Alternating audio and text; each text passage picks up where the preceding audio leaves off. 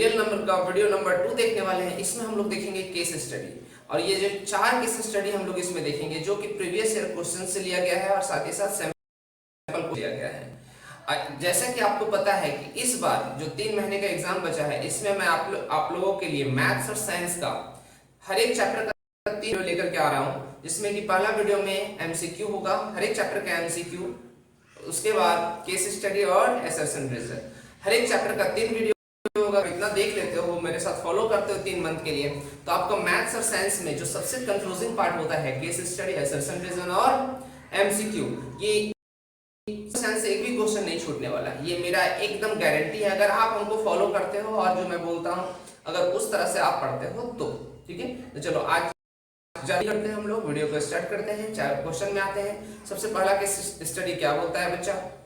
बोलता है, देखो पहले खुद से पढ़ना, अगर आपसे नहीं सोचा तो फिर वीडियो को प्ले करके आपको क्या करना है, सॉल्व करना है मेरे साथ। तो बोलता है, mathematics exhibition organised at school and colleges to help students understand mathematics more interestingly. Mathematics exhibitions are very important part of the mathematics curriculum and inculcating in the subject. यहाँ मैथ्स एग्जीबिशन के बारे में बताया गया बच्चा कि mathematics exhibition बहुत important role play करता है। ये बच्चों के मानसिक विकास को बढ़ाता है, मैथ्स इंटरेस्टिंग बनाने के लिए, उसका बेहतर कंसेप्ट समझने के लिए मैथमेटिक्स एग्जीबिशन रखा जाता है या किया जाता है कंडक्ट किसी भी स्कूल में और कॉलेजेस में। ठीक है, पहले आप एक बात समझना, केस स्टडी मतलब क्या होता है? Situation based question. ठीक है, कोई भी एक सिचुएशन है उसको अपने आप में आप उस सिचुएशन में अपने आप को ढालो, क्वेश्चन बोलता है, उसको उसी सिचुएशन में रह करके आपको सॉल्व करना, यही केस स्टडी है। रियल टाइम प्रॉब्लम को सॉल्व करने का तरीका सिखाता है case based question. 3 case based question आता है बच्चा आपका 12 नंबर का और 20 नंबर का एमसीक्यू, मतलब टोटल 32 नंबर आपको यूं ही मिल जाएगा अगर सिर्फ आप मेरा वीडियो फॉलो हर एक चैप्टर वाइज। ठीक है, अगर आप एमसीक्यू का वीडियो नहीं देखे हो तो डिस्क्रिप्शन बॉक्स में लिंक मिल जाएगा, वहां से जाकर के आप जरूर देखें। ठीक है, अब आगे क्या बोलता है? वो मैथमेटिकल्स मॉडल बनाता है और उस मैथमेटिकल्स मॉडल में क्या है? Factor tree. ठीक है, he has some difficulty and ask for your help in completing a quiz for the audience.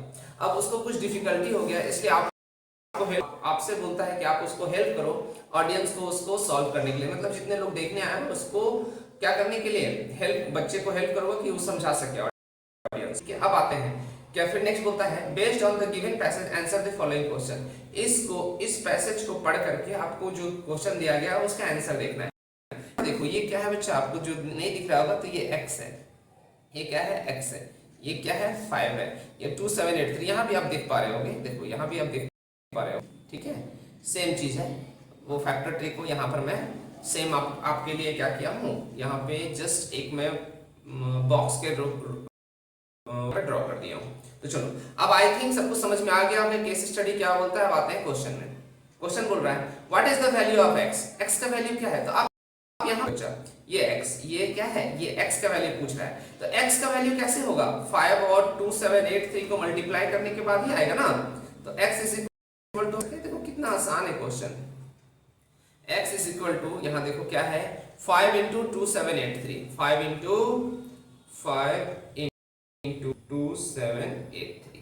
अब इसको मल्टीप्लाई कर दो, ये मल्टीप्लाई आपको खुद से करना है। देखो 2783 into 5 into 3 15 carry 1 8 into 5 40 plus 1 41 carry 4 है ना, कैरी 4 है, 35 plus 4 39 5 into 2 10 plus 3 13। तो आंसर कितना आ गया?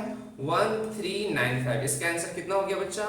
13915। This is your answer. कितना आसान है। बस केस स्टडी में अगर आपको अंडरस्टैंडिंग लेवल इंक्रीज हो गया, आपको क्वेश्चन समझ में आ गया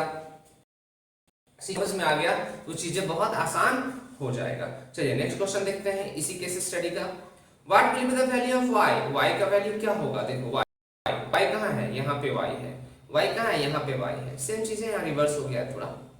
तो देखिए ये पार्ट और ये पार्ट को मल्टीप्लाई करने पे ना 283 आया, तो अब हम लिख सकते हैं इसको y इंटू, देखो यहाँ पे y इंटू 253, y इंटू 253। चलिए कहाँ है, यहाँ पे 253 is equal to chart answer देखना है, is equal to 2783 is equal to 2783। चलो अब इसको सॉल्व कर दो। 2783 बाय 253 तो 253 यहाँ पर देखिए सॉल्व कीजिए, ये 1 टाइम्स, ठीक है। उसके बाद फिर क्या बच गया है 25, तो 253 फिर 1 टाइम्स में, तो y इज इक्वल टू क्या हो गया 11। y का वैल्यू कितना आ गया बच्चा, y का वैल्यू 11 आ गया, ठीक है। नेक्स्ट हम लोग आते हैं what will be the value of z। z का वैल्यू क्या है, z का वैल्यू है यहाँ पे देखो, इस क्वेश्चन में आप देख रहे हो ये z आपको दिख रहा है ना, इस z का वैल्यू क्या है यहाँ पे आपको नजर नहीं आ रहा होगा, इसलिए मैं यहाँ पे, तो फिर वही काम करना है 11 into Z is equal to 253। चलिए z इज इक्वल टू हम लिख सकते हैं, z इज इक्वल टू यहाँ पे फिर से देखो दिखा दे रहा हूँ, 11 into Z is equal to 253, 11 into Z is equal to 253। अब करते हैं, आई थिंक सबको पता होगा किस तरह से ट्रांसपोज करते हैं। 11 इंटू 2 22 3 33, जेड का वैल्यू क्या हो 23 हो गया है ना। सबको समझ में आ रहा है, सबको समझ में आ रहा है बच्चा, नीचे कमेंट बॉक्स में कमेंट करके बोलो सबको समझ में आ रहा है, यस और नो, यस और नो बोलो, वेरी गुड। अब आते हैं नेक्स्ट, इसमें find the LCM of X Y Z. तो देखो अभी जो हमने वैल्यू फाइंड किया था ना, अभी हमने जो वैल्यू फाइंड किया, सबसे पहले एक्स का वैल्यू क्या फाइंड किया था 313,915, पहले यहाँ पर लिख दो। जो 3 हमने ऊपर आंसर फाइंड किया ना, उसी को देख करके हमको क्या करना है एलसीएम निकालना है। तो एक्स का वैल्यू है 13915, वाई का वैल्यू हमने क्या फाइंड किया था 11, जेड का वैल्यू हमने क्या फाइंड किया था 23, यही ना है। तो LCM of X Y Z मतलब क्या हो गया, एलसीएम ऑफ 13915 11 और 20, तो कुछ सॉल्व करने की जरूरत ही नहीं है, 23 11 और 13915। तो इसमें जो सबसे हाईएस्ट नंबर कौन सा है 13915, और 13915 का फैक्टर 11 है और 23 है, क्योंकि फैक्टर ट्री में यहाँ पे तो बस दिखाया गया है, देख रहे हो ना, फैक्टर ट्री में यहाँ पे दिखाया गया। तो ये सबका फैक्टर ये 2783 11 उसके बाद 23 सब किसका फैक्टर है 13915 का। तो एलसीएम हमारा क्या हो जाएगा, एलसीएम हम यहाँ लिख सकते हैं 13915, एकदम आसान, कुछ भी इसमें सोचने की जरूरत नहीं है। आई होप सबको समझ में आएगा केस स्टडी 1। अब हम लोग आते हैं केस स्टडी 2 में। यहां तक किसी को कोई डिफिकल्टी है तो नीचे कमेंट बॉक्स में कमेंट करके पूछ सकते है ना, ऐसा मैं ज्यादा फास्ट नहीं जा रहा। फिर इसके बाद चैप्टर 2 नहीं, इसके बाद असर्शन रीजन बच जाता है इस चैप्टर का। तो नेक्स्ट वीडियो में हम असर्शन रीजन भी लेंगे, और जितना क्वेश्चंस हम करवा रहे हैं एमसीक्यू और केस स्टडी और असर्शन रीजन का, इससे बाहर आपको एक भी क्वेश्चंस नहीं आने वाला, सारा कांसेप्ट आपको मिलेगा। इतना जरूर फॉलो करो, मेरे साथ आप रहो। 3 मंथ के बाद जब आपका एग्जाम होगा, उसके बाद आप कमेंट बॉक्स में कमेंट करके बोलना कि सर आप जो बोले थे बिल्कुल सही बोल रहे थे, कि अगर हम एक भी क्वेश्चन सब छोड़ के नहीं आए हो। चलिए, या फिर गलती भी करने का गुंजाइश बहुत कम हो जाएगा, ठीक है, कंसेप्ट आपका बिल्ड होगा। अब आते हैं केस स्टडी 2 में।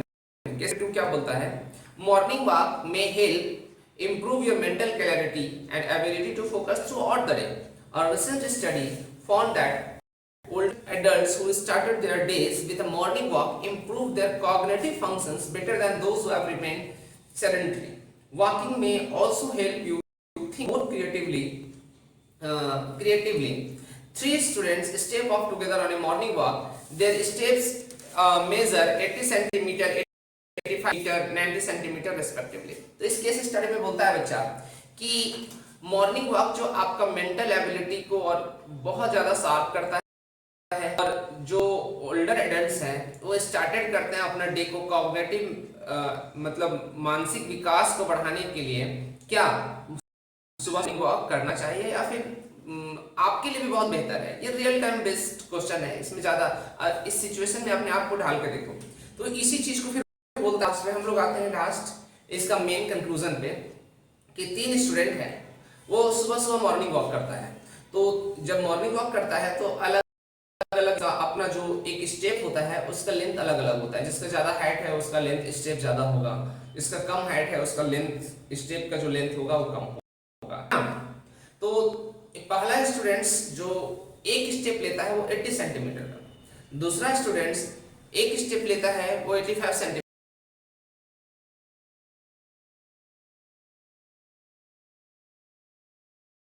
क्वेश्चन दिया गया है। अब क्वेश्चन यहाँ बोल रहा है बच्चा, देखो क्वेश्चन बोलता है what is the minimum distance each student should walk to cover the distance in complete step. तो तीनों एक साथ निकला मॉर्निंग वॉक करने, तो मिनिमम डिस्टेंस कितना वो कवर करेगा कि फिर से वो तीनों स्टूडेंट्स एक ही जगह पे मिले। तो हम क्या करेंगे, इसके लिए एलसीएम निकालेंगे, कुछ नहीं करना, एकदम आसान है।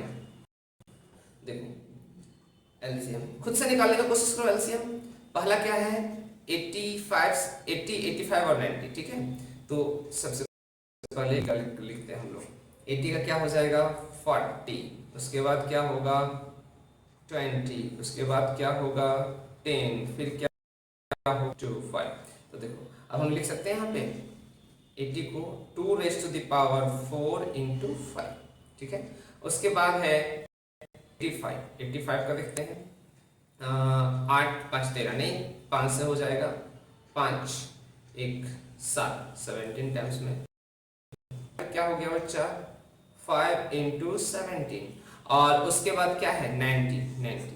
चलिए ये इसमें देखता हूँ 45, फिर 3 से 15 5। तो ये 90 का क्या हो जाएगा प्राइम फैक्टर 2 into 3 का पावर into 5। देखिए ये आ गया। अब इसके बाद हम लोग आते हैं एलसीएम में। एलसीएम कैसे निकालते हैं, जो हाईएस्ट कॉमन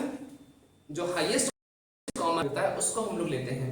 तो यहाँ देखो आप यहाँ देख पा रहे होंगे 80 में 2 का पावर 4 है, 5 और 2, तो हम क्या लेंगे 2 का पावर 4, उसके बाद 5, उसके बाद 3 का पावर 2, उसके बाद 17, ठीक है।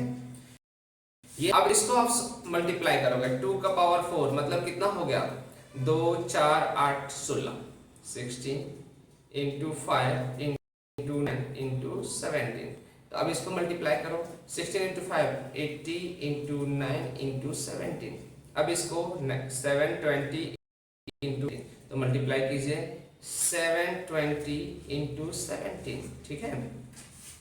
70 7 2 जो 14 कैरी 1 749 अब 50। अब इसके बाद 0 2 7 0 4 2 1 2 2 4 0। इसका आंसर क्या हो गया बच्चा, इसका आंसर हो गया 1 2 2 4 0। मतलब ये कितना डिस्टेंस कवर करेंगे कि इसके साथ जो तीन हैं एक साथ वो जा सकते हैं, मतलब एक साथ मिल सकते हैं। तो 1 2 2 4 0 सेंटीमीटर। आई थिंक सबको समझ में आ गया होगा किस क्वेश्चंस को रीड करते हैं और सॉल्व करते हैं, है ना। अब आते हैं नेक्स्ट क्वेश्चन में। नेक्स्ट क्वेश्चन बोल रहा है यहाँ देखो what is the product of the HCF and LCM of 80 85 and 90। एकदम आसान है। अभी जो हमने यहाँ पर जो पिछला क्वेश्चन में हमने सॉल्व किया था इसी से हम निकालते हैं। एचसीएफ मतलब हाईएस्ट कॉमन फैक्टर, मतलब जो जिसमें जो कॉमन होगा तीनों में जो कॉमन होगा वही चीज हम लोग लेंगे। तो 2 का पावर 4, यहाँ तो 2 नहीं है यहाँ 2 है, मतलब 2 तो यहाँ देखिए ये क्या हो जाएगा 5, ये क्या हो गया 5 और यहाँ क्या है 5 और बाकी तो कुछ नहीं है। तो एचसीएफ क्या हो गया बच्चा यहाँ पे, चलिए यहाँ लिख देते हैं इसका तीनों नंबर का 5, ठीक है। और उसके बाद एलसीएम अभी हम लोगों ने निकाला था, क्या निकाला था एलसीएम निकाला था यहाँ पे देखो 1 2 2 4 0 1 2 2 4 0 1 2 2 4 0। अब एचसीएफ इनटू एलसीएम ये दोनों का प्राइम, तो प्रोडक्ट हम क्या करेंगे 1 2 2 4 0 into 5। तो चलो मल्टीप्लाई करो 5 into 0 0 5 20 का 0 कैरी 2, तो 5 into 2 10 2 12 कैरी 1 11 उसके बाद फिर 5 into 5 6। तो 6 1 2 0 0 ये आपका क्या हो गया आंसर हो गया।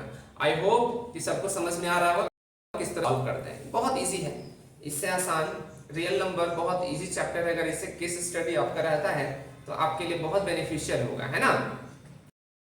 चलिए, what is the HCF of 80 and 90? Video को पॉज करके खुद से बनाने का कोशिश करो।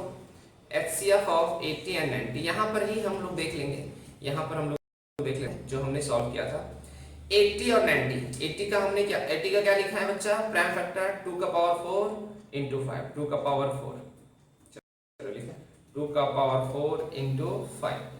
और 90 का हमने क्या लिखा है, देखो यहाँ 90 का हमने फर्स्ट में ही बना दिया है, 2 इंटू 3 का पावर 2 5, 2 इंटू 3 का पावर 2, 2 इंटू 3 का पावर 2 इंटू 5। अब एचसीएफ देखो, अब एचसीएफ क्या बोलता है,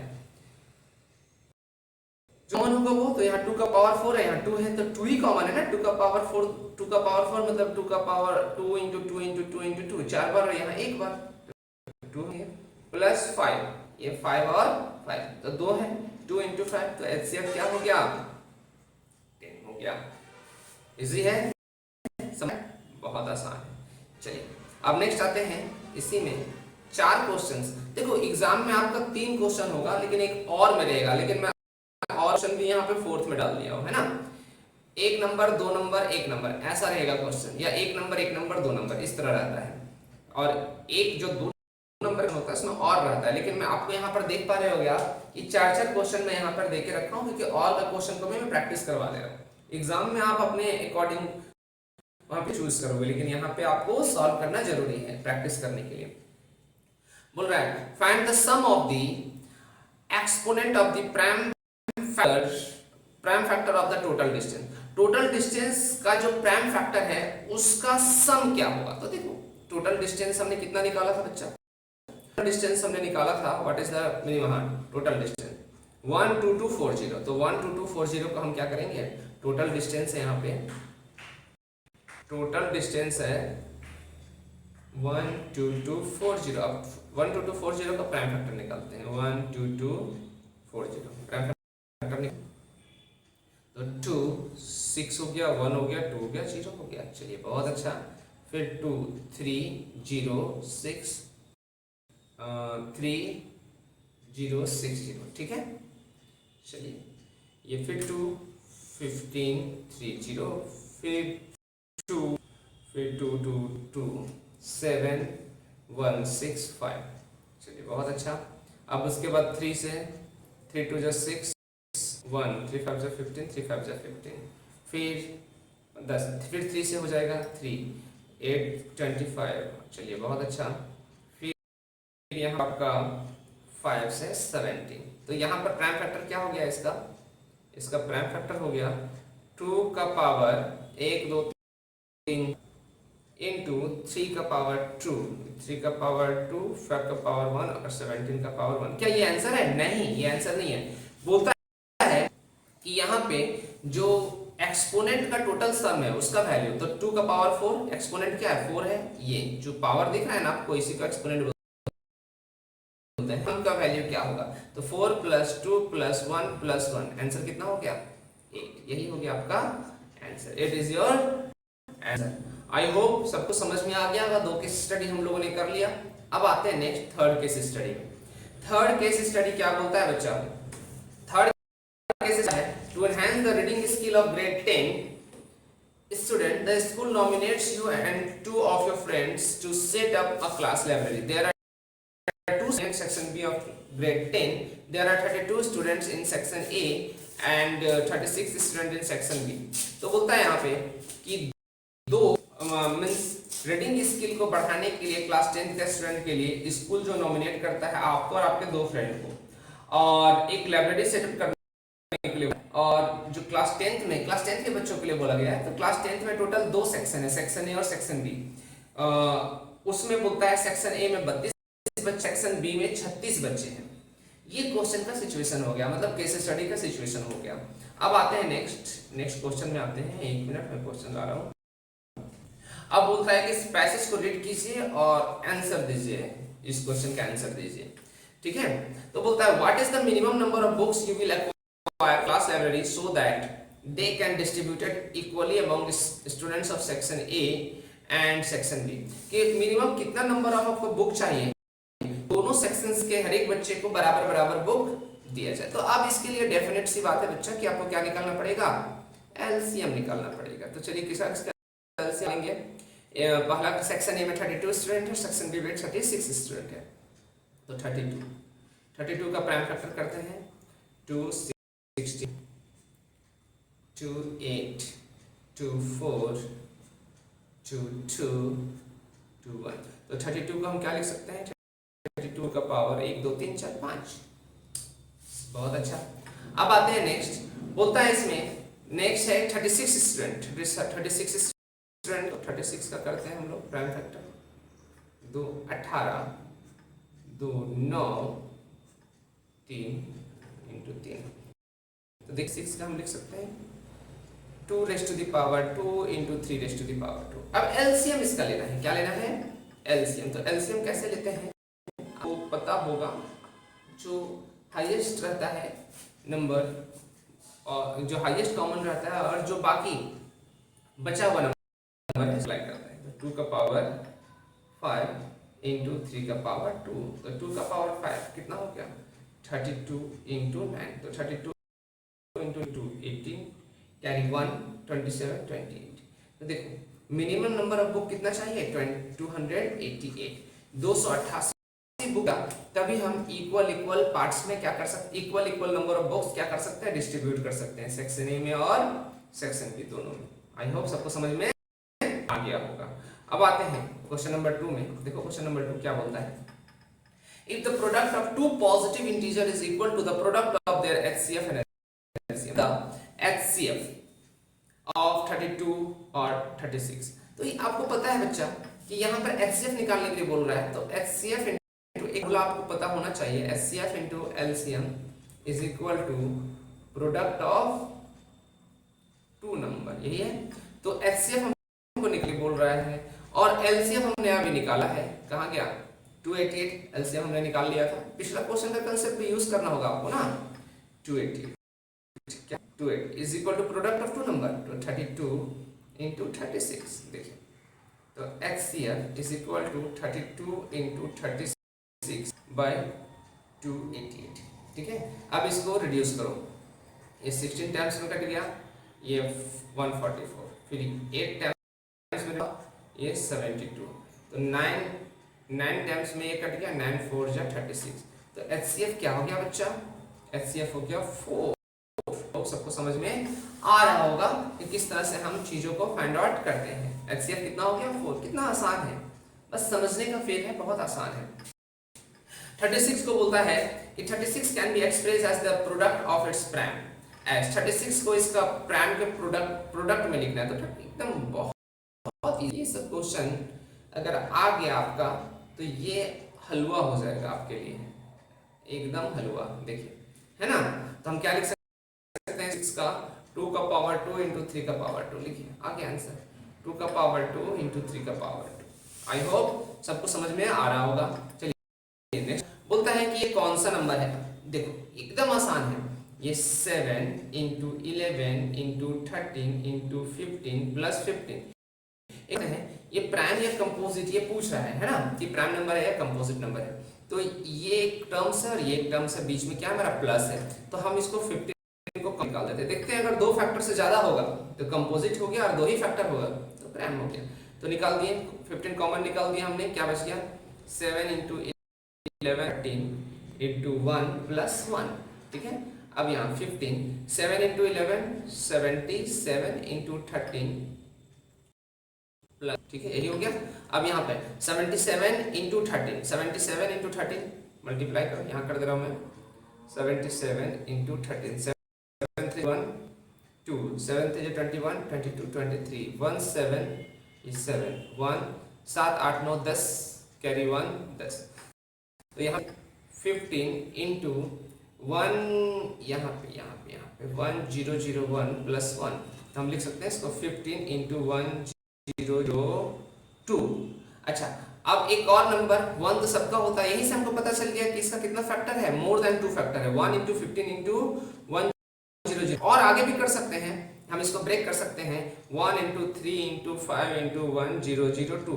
यहाँ देखो 2 से ज्यादा फैक्टर हो गया, 1 इंटू 3 इंटू 5 1 0 0 वैसा नंबर जिसका 2 से ज्यादा फैक्टर हो उसको हम लोग क्या बोलते हैं, कंपोजिट नंबर। तो कैसा नंबर है बच्चा,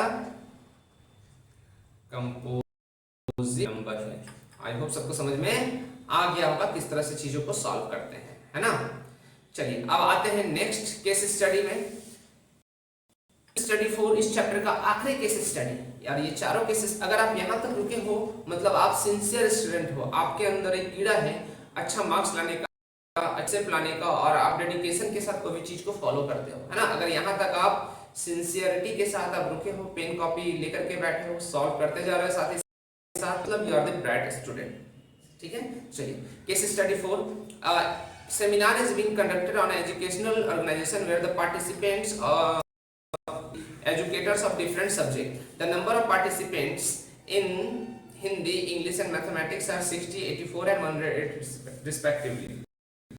एक सेमिनार कंडक्ट किया गया है, कंडक्ट किया जाता है एजुकेशनल ऑर्गेनाइजेशन में, वो किसके लिए, एजुकेटर्स के लिए, जो डिफरेंट सब्जेक्ट के एजुकेटर्स हैं। कौन कौन से सब्जेक्ट के एजुकेटर्स आए हैं, हिंदी के, इंग्लिश का और मैथ्स के।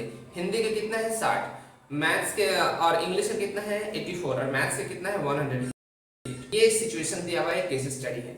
अब आपको क्या करना है, इसको देख करके आपको क्वेश्चन का आंसर देना है। चलिए क्वेश्चन का पहला क्वेश्चन बोलता है, room the same number of participants are to be seated and all of them being in the same subject, hence maximum number of participants that can accommodate in each room are। मतलब एक same number of participant, मतलब जितना भी participant बैठेंगे वो same equal होगा, हर एक room में इक्वल होगा, और मैक्सिमम नंबर, और लेकिन जो भी पार्टिसिपेंट, जितना नंबर ऑफ पार्टिसिपेंट बैठेंगे वो सेम सब्जेक्ट के होंगे, इक्वल होगा, हर एक रूम में कितना होगा बच्चा, इक्वल होगा।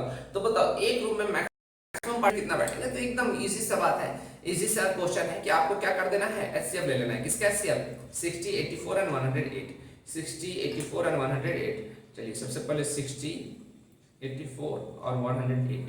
60 का हम लिखते हैं 2, प्राइम फैक्टर करते हैं इसका 2, 15, 3, 5। तो 60 को हम लिख सकते हैं ऐसा, 60 2 into 2 into 3 into 5, sorry 3 into, इधर कहाँ गया, एक मिनट,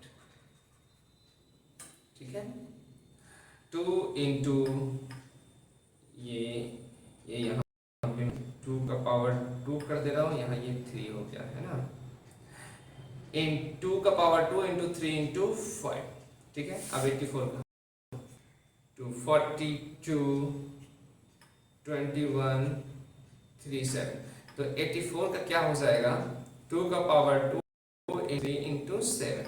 अच्छा 108 का देखता हूँ बच्चा, 2, 54, 2, 27, 39, 33, 1।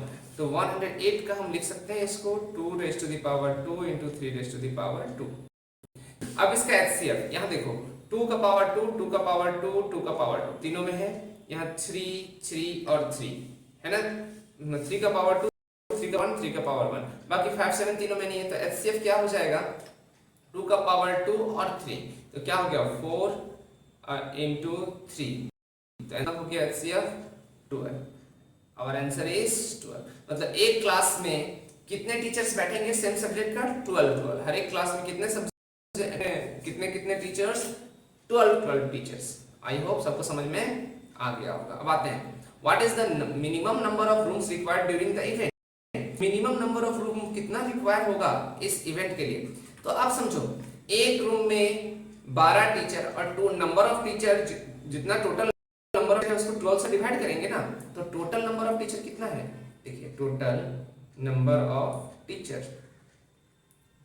ऐड करो, 60 plus 84 plus 108, 60 plus 84, 60 plus 84 plus 108, यही ना है 108, ठीक है, divided by total number of teacher by 12, उतना ही ना। एक बोल रहा है कि what is total number of room कितना लगेगा, जितना भी टीचर को, अगर 12 टीचर को एक रूम में बैठाया जा रहा है तो टोटल कितना रूम रिक्वायर होगा, जितना भी नंबर ऑफ टीचर्स इसको कर देंगे तो 60 प्लस 84 प्लस 108 क्या हो जाएगा, इसका हो जाएगा 252 बाय 12। इसको अगर रिड्यूस करोगे टर्म्स में 1। तो टोटल कितना नंबर ऑफ रूम का रिक्वायर्ड होगा? 21। कितना? 21 rooms, number of rooms are required for this activity. I hope सबको समझ में आ गया होगा। अब आते हैं एलसीएम ऑफ 60, 400। ये आप खुद करना है, ये आपको होमवर्क दे रहा हूं, है ना। ये एलसीएम आप फिर से निकालना है। मैं कितना क्वेश्चंस में इस तरह का एलसीएम निकाल चुका हूं। ये भी आपका होमवर्क है, इसको मैं नहीं निकालूंगा। ये भी आपका होमवर्क है। 108 can be express as a product of its prime factor. क्या करना है? प्राइम फैक्टर को प्राइम फैक्टर के टर्म्स में लिखना है। आई होप सबको ये लिख पाओगे आप। क्लियर है? चलिए, तो आज का वीडियो यहीं पे हम लोग एंड करते हैं, क्योंकि जो हमने 4 केस स्टडी दिया था, ये रियल नंबर का केस स्टडी था जो प्रीवियस ईयर क्वेश्चन से लिया गया था, सैंपल क्वेश्चन पेपर से लिया गया था। इससे बाहर आपका कंसेप्ट का क्वेश्चन नहीं रहेगा रियल नंबर। नेक्स्ट वीडियो 2 दिन के बाद अपलोड होगा, वो असर्शन रीजन का वीडियो होगा। उसको भी फॉलो करना, उसको भी जितना भी असर्शन रीजन का क्वेश्चन हम देंगे उतना कर लोगे। एक भी रियल नंबर से असर्शन रीजन गलत होने का चांसेस नहीं होगा, आपका सारा कंसेप्ट मिलेगा।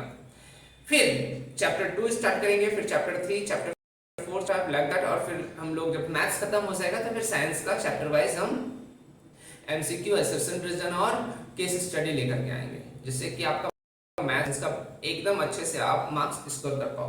तब तक अगर इसके बाद भी कोई डॉट है, कोई पर्टिकुलर टॉपिक में आपको लगता है कि आपको और मेहनत करने का जरूरत है या फिर समझ नहीं आ रहा है, तो नीचे कमेंट बॉक्स में कमेंट जरूर करो। वीडियो को लाइक, शेयर, सब्सक्राइब भी कर देना, जिससे कि हमें मोटिवेशन मिलता है। तभी मैं आपके लिए कंटिन्यूअस मोड में वीडियो लेकर के आता हूं। तब तक के लिए thank you, bye bye, take care.